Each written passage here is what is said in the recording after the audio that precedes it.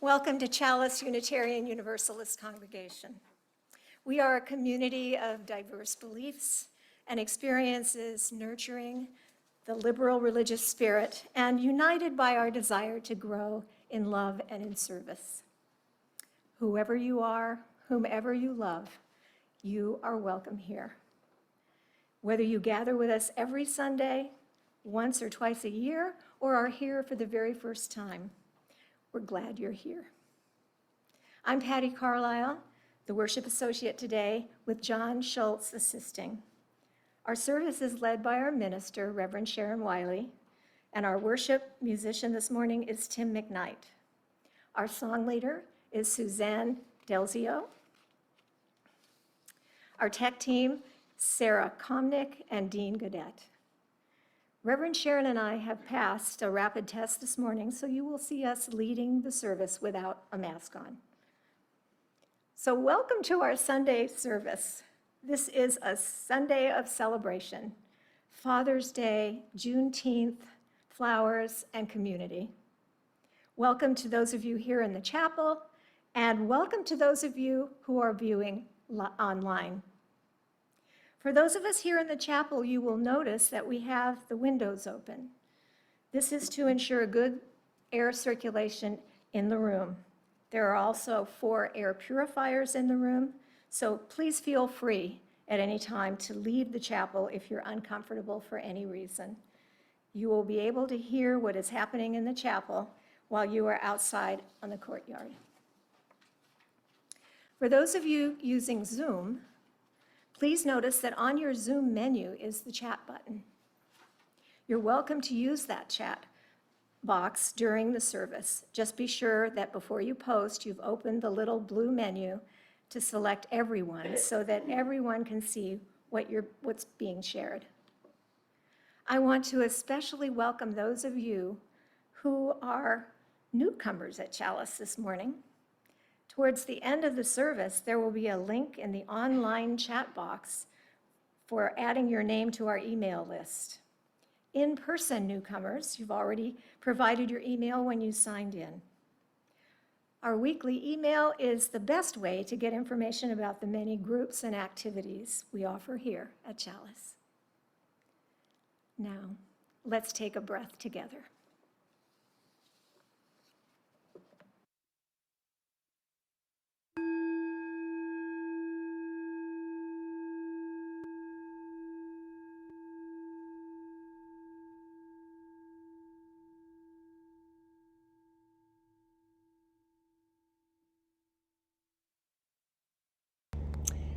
Good morning. According to the Library of Congress, the first permanent Euro-American settlements began a pattern of displacement and land appropriation of indigenous people that continued until the 20th century. In this region that we consider home, the Kumeyaay first lived here for over 10,000 years and were the people who greeted the Spanish when they first sailed into the San Diego harbor in 1542. With this awareness, we acknowledge that Chalice is located on the stolen, tribal, ancestral homeland of the Apai, which is part of the Kumeyaay Nation, and the Payamkawichem Nation. This acknowledgement reminds us that we live in a history-driven present and that we need to be intentional with this land and with the people indigenous to the land. Mary Lyons from the Leech Lake Band of Ojibwe states, "When we, the indigenous people, talk about land, land is part of who we are.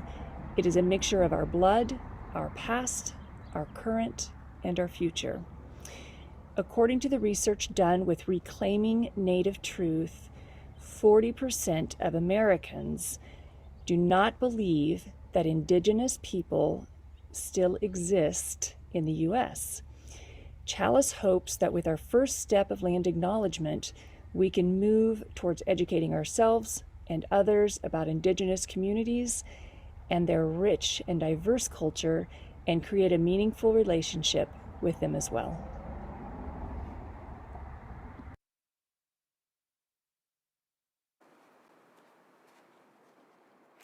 Now we light our chalice. the symbol of our Unitarian Universalist faith. I'd like to invite John Schultz forward to light the chalice this morning. The flaming chalice was first used during World War II by the Unitarian Service Committee as a symbol of life-saving refuge for people fleeing persecution in Europe. The Reverend Susan Frederick Gray, the president of the Unitarian Universalist Association, recently reminded us that the symbol of our faith is a symbol of resistance to Nazism and a symbol of safe passage for refugees.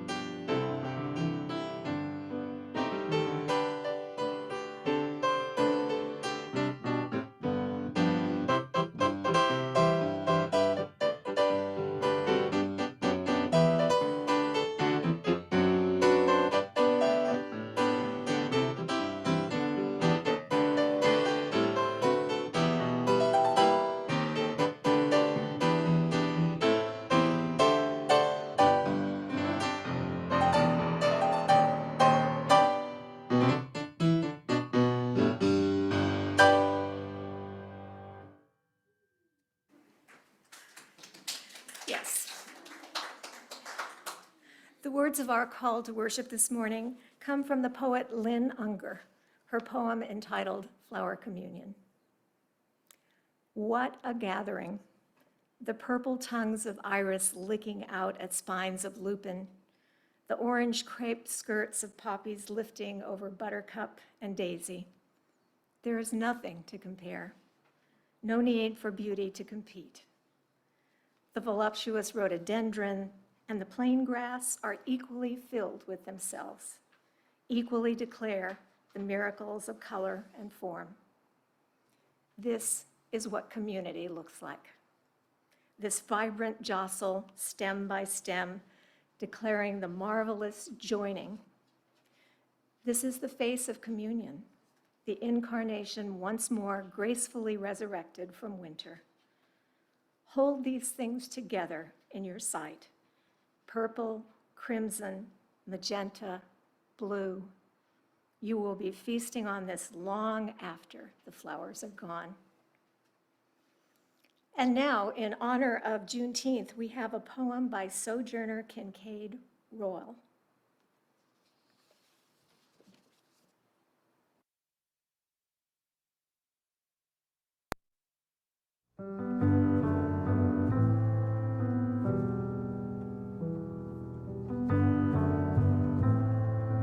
General Granger brought the news to Galveston. The war is over.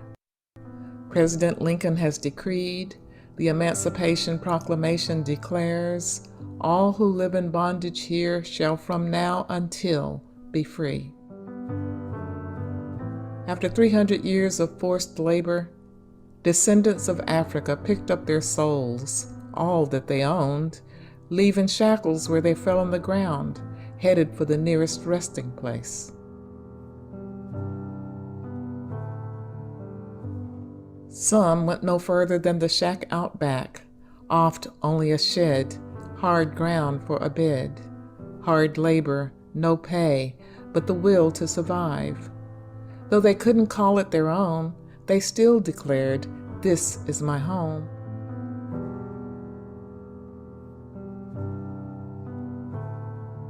Some went to the nearest place of the Lord, to some hollow place in the brush, or to a clearing in a grove, where folk gathered neath a still-standing tree and sang, "Thank you, Jesus, for delivering me."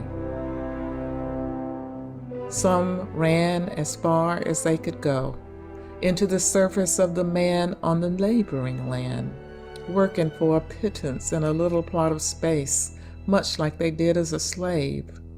Some made a beeline for the nearest saloon, singing a song, picking a tune, toasting the union and lady luck, setting the flow, dancing the jig and the buck, patting themselves on their whip-scarred backs, carousing from night into day. Some went the way of the river, following the Rio Grande or swimming the upflowing Mississippi, hastening to get as far as they could, thrusting their futures into sanctuary and unknown friendless territory. Some kept running like a stone on a hill, never to grasp a firm place to rest. Some even went to the promised land. Wherever they went, alone or abreast, at the end of their journey they cried, "I've done my best." Every year in the Lone Star State and in towns from sea to sea, sons and daughters of the ones who were held celebrate the time when their forebears got the news. The war was over. All men were free. They will always remember. They will never forget Juneteenth, when their forebears could shout, "Free at last, hallelujah, I'm free."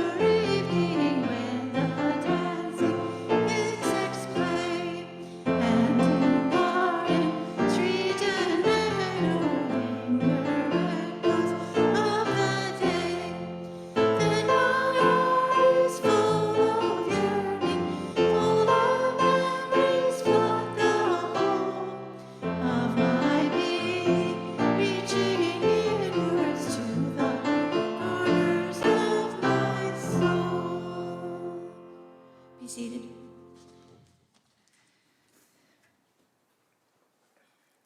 Our Sunday worship is the shared spiritual practice of our community, and we tend to the congregation during this time by sharing and honoring our joys and sorrows. We start this time today by celebrating 3 congregants who have graduated from high school this month: Cameron Cooper, Aidan McKernan, and Leilani Sangha. These young people have grown up in our congregation, and we are truly blessed to be part of their lives. We wish them all the best as they make the transition to young adulthood. And now, for sharing other joys and sorrows, here in the chapel, you're welcome to write your joy or sorrow on a candle card, which will be collected from you. Online, please write your joy or sorrow, including your name, into the chat box. These joys and sorrows will be spoken out loud, and then we will remove that part of the service from the recording that goes to the YouTube channel. So this sharing won't be publicly available online. We have a few minutes of music so you can write down what you would like to share. If you would like to send Reverend Sharon a confidential note about your joy or sorrow, or to make a prayer request, please email her. Her email address will be on the screen in a moment.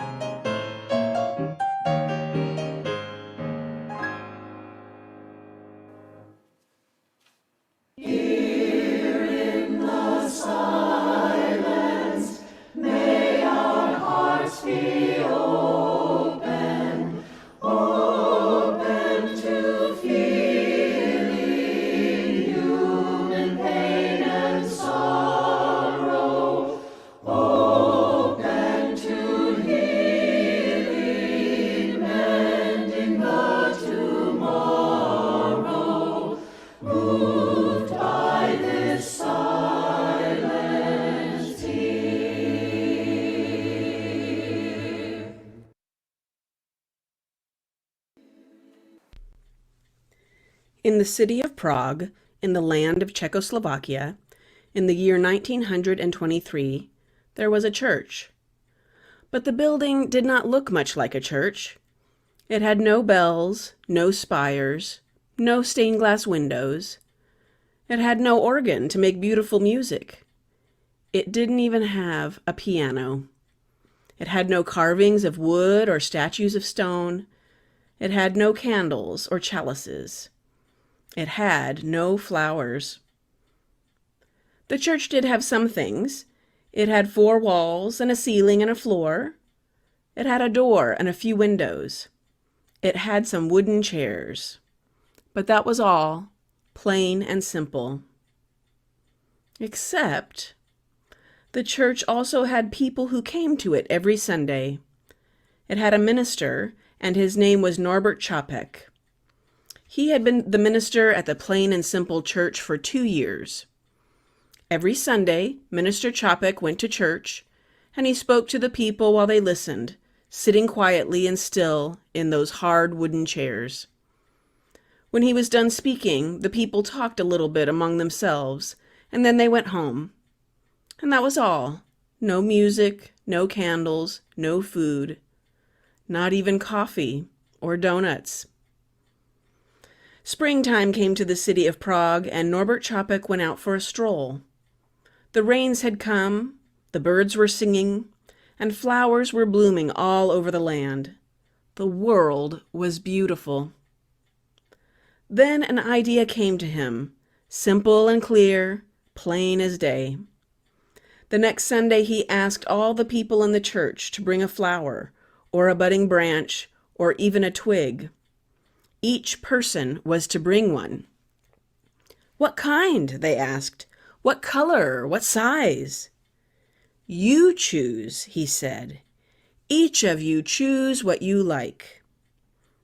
And so on the next Sunday, which was the first day of summer, the people came with flowers of all different colors and sizes and kinds.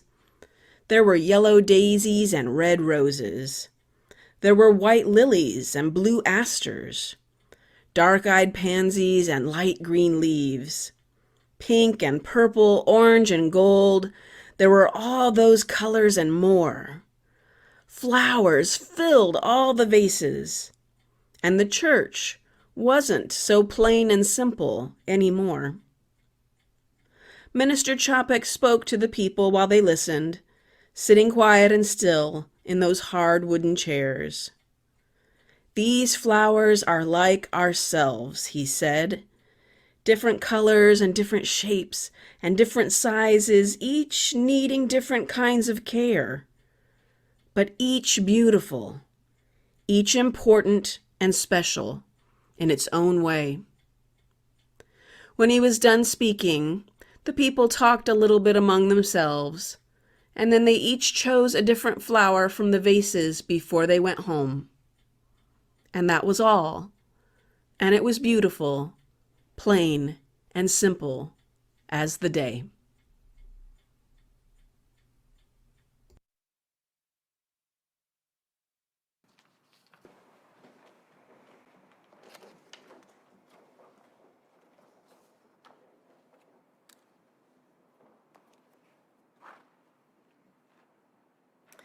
The Unitarian Universalist Flower Ceremony service that we are about to celebrate originated in 1923 by Dr. Norbert Capek, founder of the modern Unitarian movement in Czechoslovakia. On the last Sunday before the summer recess of the Unitarian Church in Prague, all the children and adults participated in this colorful ritual.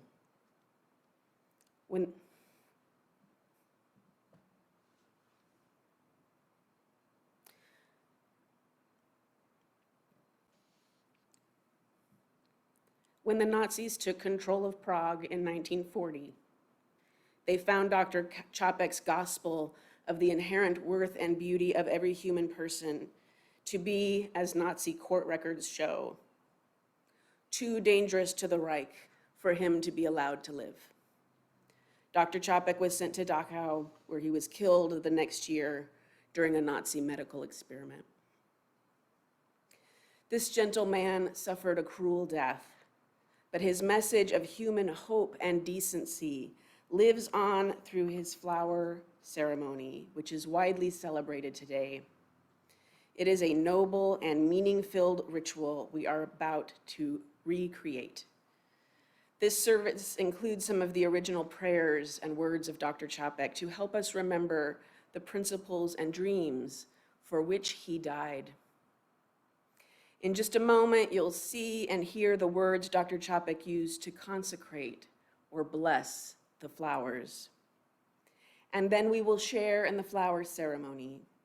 Those of us here in the chapel are asked to approach the altar reverently, with a sense of how important it is for each of us to address our world and one another with gentleness, justice, and love. I ask that you select a flower different from the one you brought, and if you didn't bring one, please come forward. There are plenty of flowers. Select a flower that particularly appeals to you. And as you take your chosen flower, noting its particular shape and beauty, please remember to handle it carefully. It is a gift that someone else has brought you today.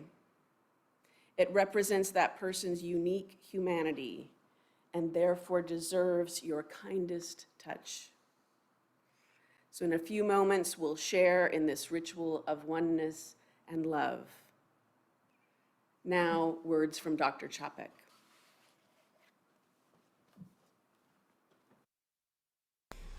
Whenever Dr. Capek conducted his flower ceremony in Prague, he would say this proverb as he consecrated the flowers. Infinite Spirit of life, we ask thy blessing on these, thy messengers of fellowship and love. May they remind us, amid diversities of knowledge and of gifts, to be one in desire and affection and devotion to thy holy will. May they also remind us of the value of comradeship, of doing and sharing alike. May we cherish friendship as one of thy most precious gifts. May we not let awareness of another's talents discourage us or sully our relationship. But may we realize that whatever we can do, great or small, the efforts of all of us are needed to do thy work in this world.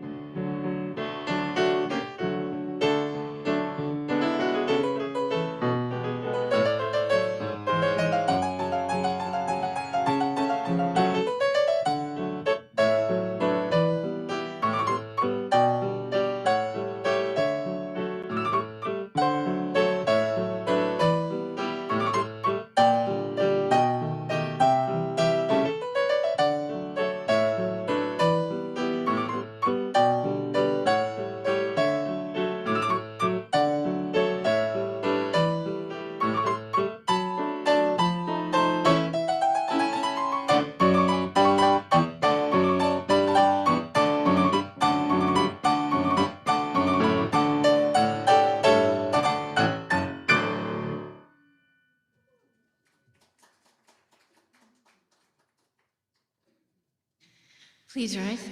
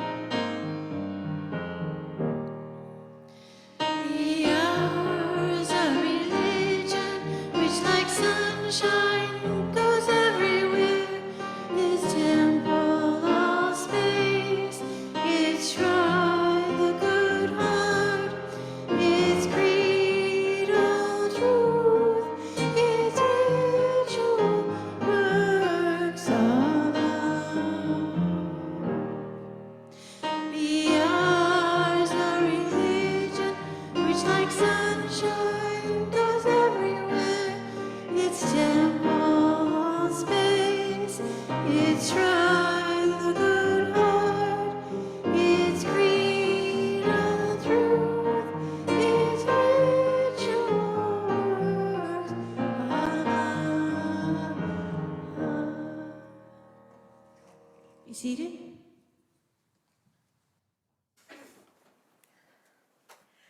The Sunday offering is an expression of the generosity that makes our congregational life possible. As Buddhist teacher Pema Chodron writes, generosity is an activity that loosens us up.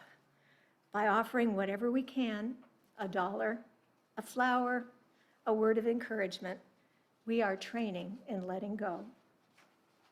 Please text your donation to Chalice. If you haven't texted a donation before, know that once you text the amount, you'll get a reply with a link to follow to enter your credit card information. If you've already entered this information previously when you've donated, you won't need to enter it again.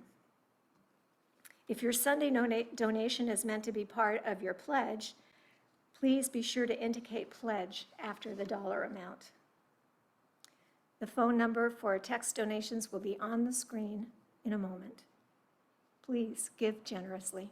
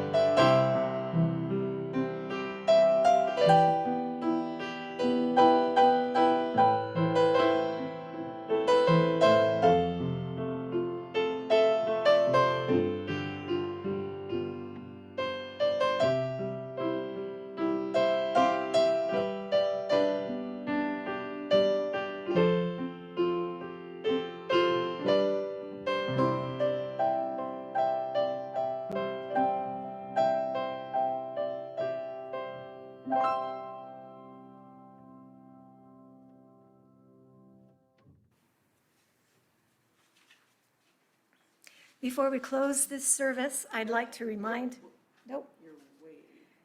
I am. Oh, please join in dedicating our offering with words of affirmation. They will appear on the screen. At Chalice UU Congregation, our mission is to inspire individual and communal spiritual growth.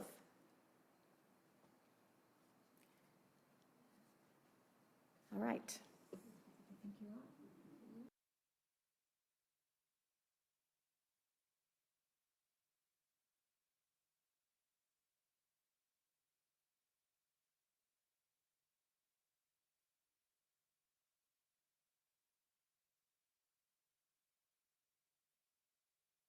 Oh, don't fret, Mary.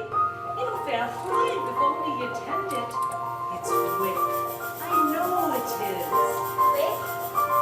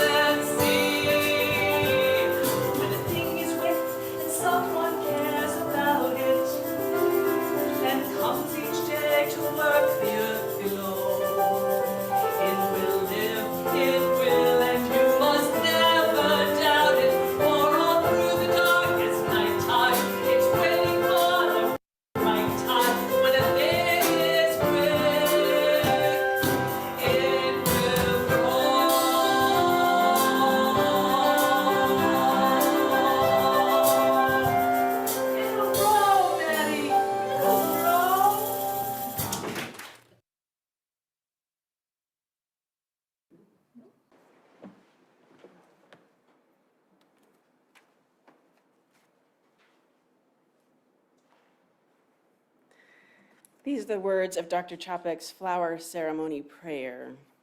Please join me. In the name of Providence, which implants in the seed the future of the tree, and in the hearts of men and women the longing for people living in human love. In the name of the highest, in whom we move and who makes the mother and father, the brother and sister what they are. In the name of sages and great religious leaders who sacrificed their lives to hasten the coming of peace and justice, let us renew our resolution sincerely to be real brothers and sisters, regardless of any kind of bar which estranges one from another. In this holy resolution, may we be strengthened, knowing that we are God's family, that one Spirit, the Spirit of love, unites us, and may we endeavor for a more perfect and more joyful life. Amen. And now, a sending story.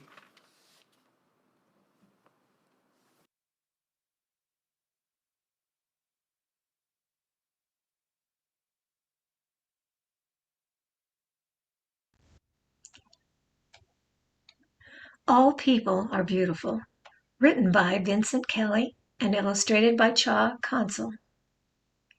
All people are beautiful. Look at the world around you, and you will see all the fun things to do and so many great people to meet. All people are beautiful, whether older or youthful. My community is filled with grandparents, parents, aunts, uncles, cousins, siblings, and friends. I love the time we spend together, and I never want it to end. All of my friends have things that make them special and unique. Some have long hair, and some have short hair. Some are big, and others are small. Some people are really short, and others are very tall. Meet a few of my friends. Carter likes playing soccer. Dylan likes riding his bike. William likes beating drums. Melanie likes playing with dolls. Miles likes swimming in the pool. All my friends like different things, but they are really all cool. All people are beautiful. We come from different countries and places, have different faces, and represent all races. All people are beautiful. We speak different languages. Some speak English, Portuguese, Spanish, French, Dutch, Swahili, and Chinese. There are so many languages to learn from each other, so we need all of these. All people are beautiful. Our differences are what unite us. No two of us are the same. If we were all just alike, it would be really boring and quite a shame. All people are beautiful. It doesn't matter what you look like. What matters is that we treat each other right. All people are beautiful. Celebrate the people around you for who they are. Clap for them. Cheer for them. Make them feel special because everyone is a star.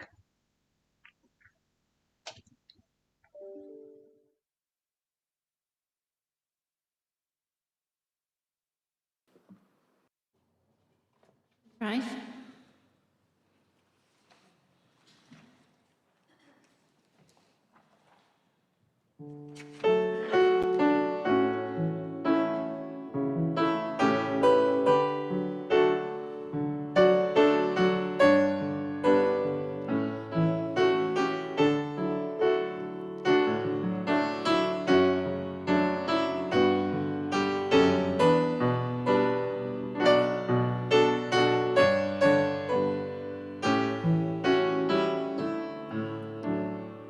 All the red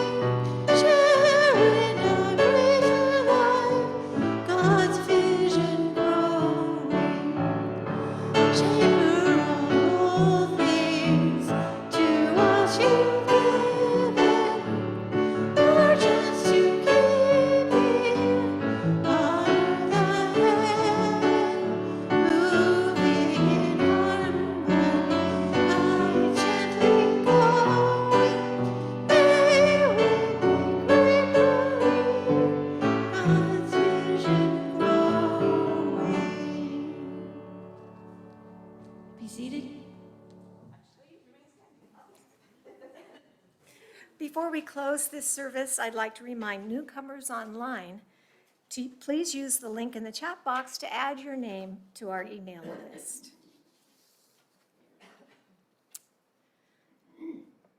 Our closing words come from Thomas Rhodes. We come in a variety of colors, shapes, and sizes. Some of us grow in bunches. Some of us grow alone. Some of us are cupped inward, and some of us spread ourselves out wide. Some of us are old and dried and tougher than we appear. Some of us are still in bud. Some of us grow low to the ground, and some of us stretch toward the sun. Some of us feel like weeds sometimes. Some of us carry seeds sometimes. Some of us are prickly sometimes. Some of us smell. And all of us are beautiful. What a bouquet of people we are.